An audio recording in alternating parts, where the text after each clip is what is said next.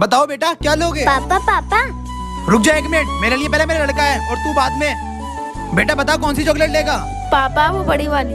अरे भैया वो 150 वाली चॉकलेट दे देना। ये लो भैया। ये लो बेटा, खुश? पापा पापा मुझे ही चॉकलेट दिलाओ। अरे यार, इसको भी कोई चॉकलेट दो 5 रुपए वाली। ये ले। चल बेटा, हो गया ना?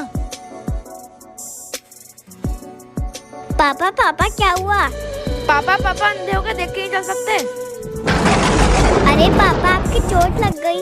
अंकल ये चॉकलेट वापस ले लो और बैंडेज दे दो। क्यों बेटा? पापा के चोट लग गई है, उनके खून निकल रहे हैं। ठीक है बेटा, ये लो। पापा ये लो। पापा चलोगे भी या यहीं पड़े रहोगे?